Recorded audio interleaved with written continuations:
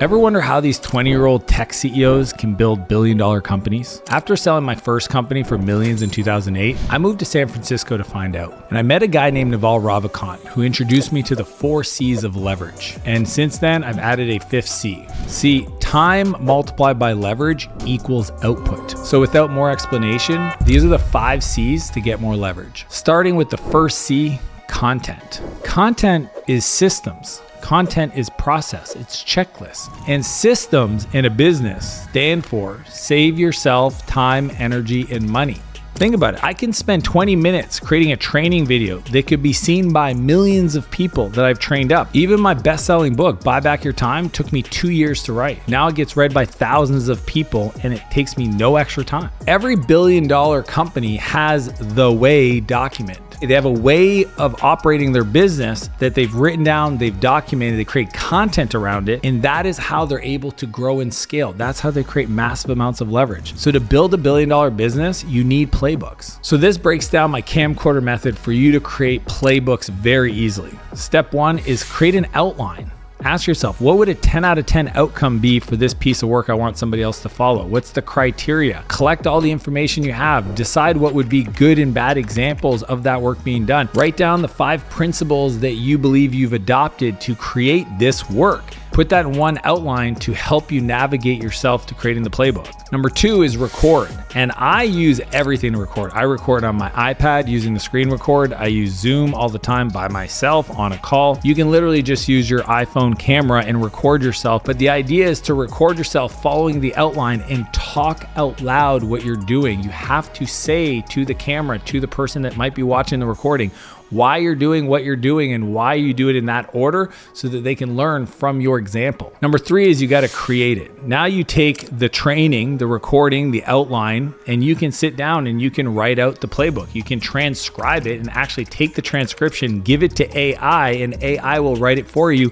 step by step. It is beautiful and it creates a piece of content that is now repeatable that you can get massive leverage from. Number 4 is testing. This is where you give your playbook to somebody else to follow to see if it makes sense, if they get tripped up, if they actually complete all the tasks. If you don't test it first and you give it out to the wild, then you will have inconsistent outcomes from that playbook. Number 5 is feedback. And this is one of my favorite things to incorporate into your playbook is once people have been using it, you can do some Q&A and answer questions for them. And those questions become feedback for you to change the document and or add an FAQ, frequently asked questions section in the document that makes the whole thing just really land for new people. So a playbook is a complete process for how you teach, train somebody how to get something done. But the difference between a playbook and a checklist is actually quite dramatic. Playbooks are for training people. Checklists are for doing things. Think about it. There's a checklist when you're about to take off as a pilot that you follow. That is not making up for the fact that you have to go learn how to be a pilot. There's this great book called The Checklist Manifesto, and the author does an incredible job breaking in these 4 specific parts. For example, I was visiting my friend's restaurant the other day, and they have this red light that goes off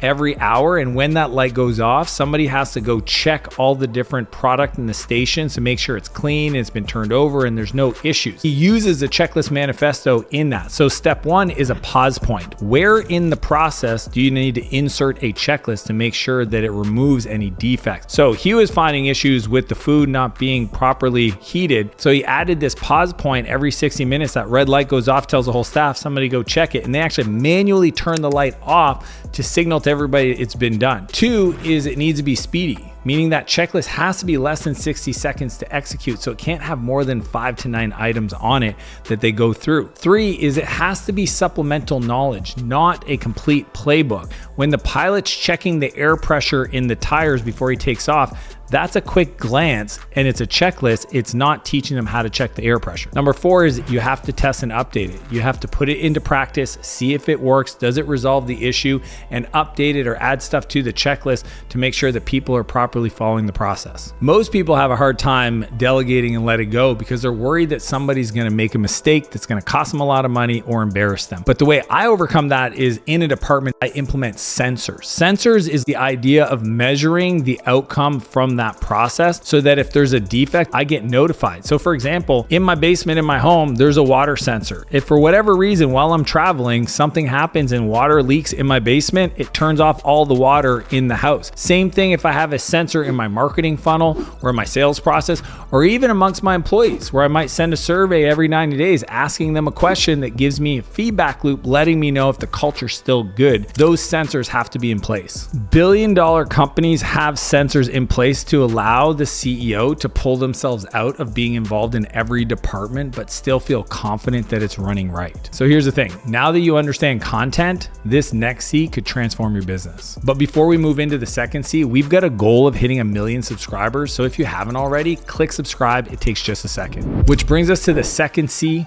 code. Code is software. Code is AI. Code is automation. See, at Martell Media, we believe that having tooling to help our different departments is the only way to scale. I don't want to have hundreds of people that do the work that 12 could do with the right software. So we leverage software and AI custom built for our different departments to allow them to be more productive. And if you're scared of AI, just understand this. AI won't replace you, but someone using it will. So at all billion-dollar companies, they've built on the back end of automation. They've built on the processes of workflow. They've looked at opportunities to increase their throughput by using technology or code. If you don't, it's impossible for you to be able to scale. With today's information systems and best practice software, you can hit the ground running and build a massive business. Naval used to say this back in the day. He sees a 100-person company generating $1 billion in profit. The only way to do that is have massive amounts of leverage using software. The most powerful software that you could adopt is AI, and that's why I created this thing called the AI Amplifier for you to understand how to integrate it into your life. Number one is you got to connect to a trigger. See, most people know that there's AI out there, but they don't use it. So how do we connect that to a trigger of something you already do right now? I would encourage you to replace your default browser to open up to an AI app, not to Google or whatever you use for search. The other thing you can do is connect your morning routine to a trigger to force yourself to use the AI app. So for me, every time I sit in my chair, I open it up and I try to do 3 prompts. That way it gets built into my muscle memory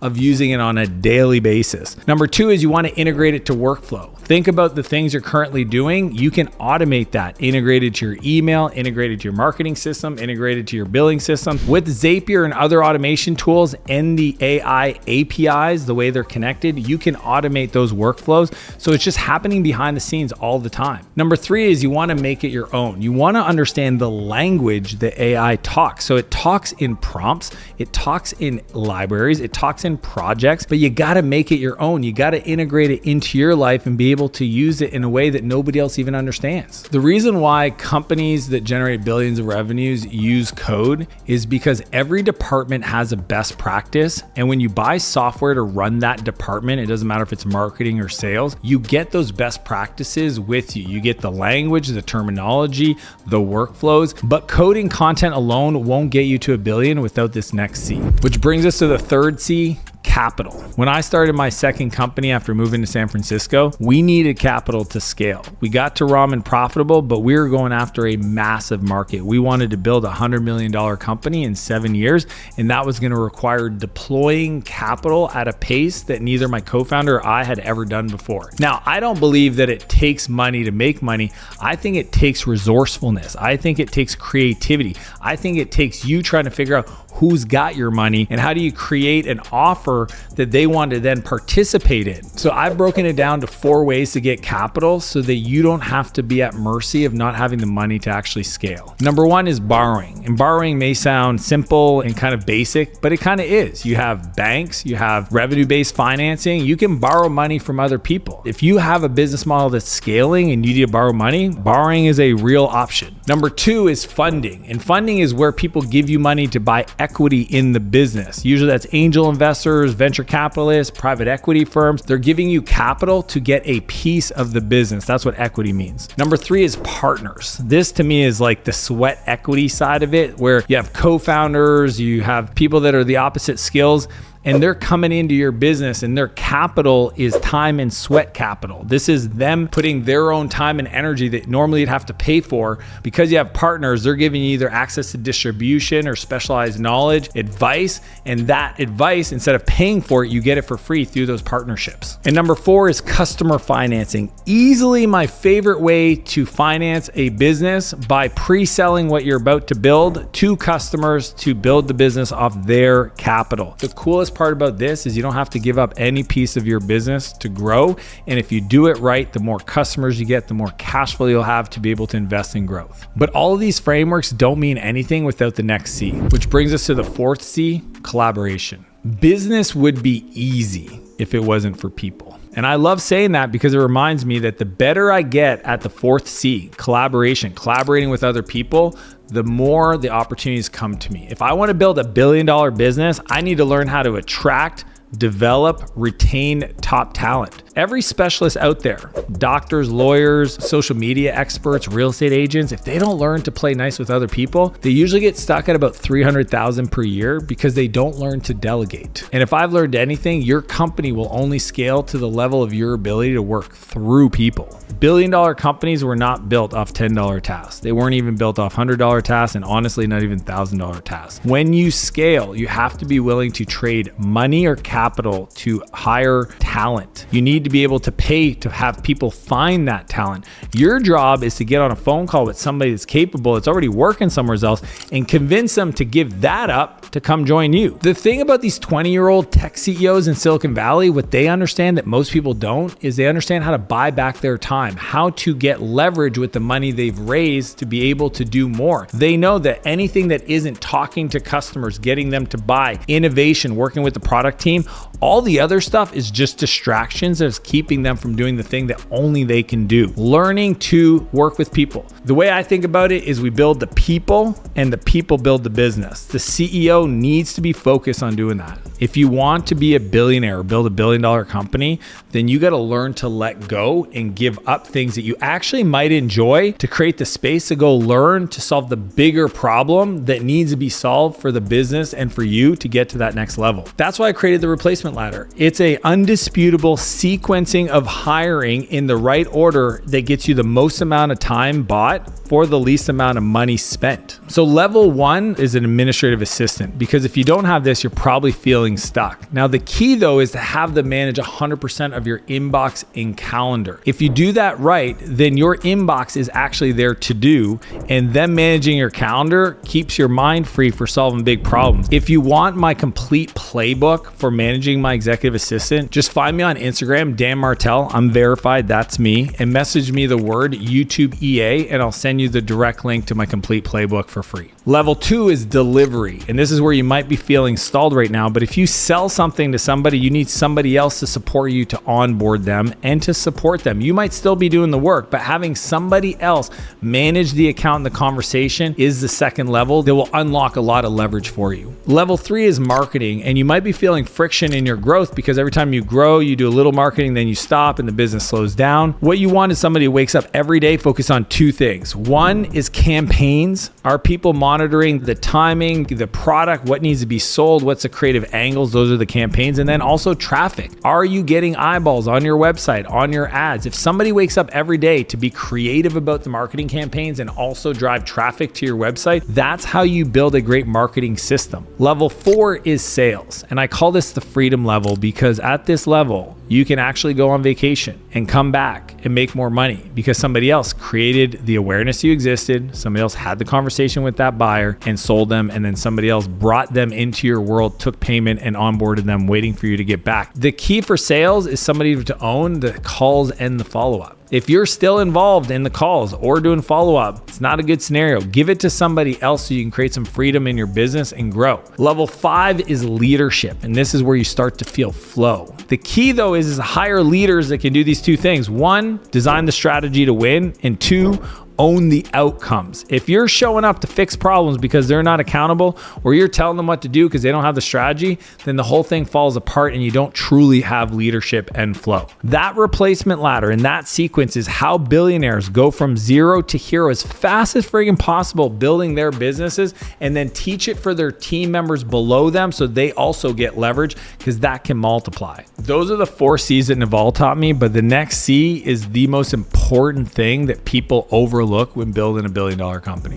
Which brings us to the 5th C, culture. Recently, I visited First Form HQ. A guy named Andy Frisilla is the CEO and founder, and First Form sells nutritional products. But what they actually have created is a culture of winners, a culture of warriors, a culture of people that have standards, not that they're asked to follow standards, that it's ingrained in who they are. They celebrate those kind of people. And what I've discovered, having built several businesses, being involved in developing teams, is that the environment is more important than the rest of it. If you don't create an environment that attracts top talent, retains top talent, develops top talent, makes your life fun to go to work, if you don't have that place, without culture, you don't have leverage. See, culture isn't what you tell people it is. Culture is what people do when no one's looking. And this is a hard one, especially if you're a first-time CEO, because you're gonna want to involve everybody else in the decisions and try to co-create with them and create this inclusive business where everybody's welcome. But the truth is, at the end of the day, when you win, and you will win, you'll be the only one that's guaranteed to be there. And if you change your culture for other people that aren't even top performers, then you're gonna wake up and come to work someday and not enjoy the place you see. I heard this from Peter Drucker a long time ago. Culture eats strategy for breakfast. A lot of people think they have the right sequencing, the right strategy. The execution of a team is everything. And your standards for how the team acts and the culture you want to create isn't what you say it is. It's what you accept. It's what you reward. It's what you fight against. If somebody doesn't step up and you don't remove them from your team, then you've communicated silently your actual standard, not what you say it is. The only way to do great work is to love the people you do it with. Work is a creative process. It's an energetic process. To build these billion-dollar companies, it requires a level of admiration of the people you work with to push back, to have that trust, to build something that's never been built before. Right now in the market, there are a lot of managers that have been managing these software companies and they lost their soul. And the founders, like Airbnb, have to step back in to rebuild the culture, because it's not about a checklist. It's not about the code. It's not about the content. It's not about the collaboration. It's not about the other 4 C's. It's the soul of the business. And that's what builds billion-dollar companies. That's why Mark Zuckerberg is still the CEO of Facebook, and they continue to compete in one of the most aggressive, competitive markets out there, social marketing, social media platforms. They are being attacked from all sides. And the founder has designed a culture of people that want to win because he's leading the front. If you want to learn how to build a business that runs itself, click here and I'll see you on the other side.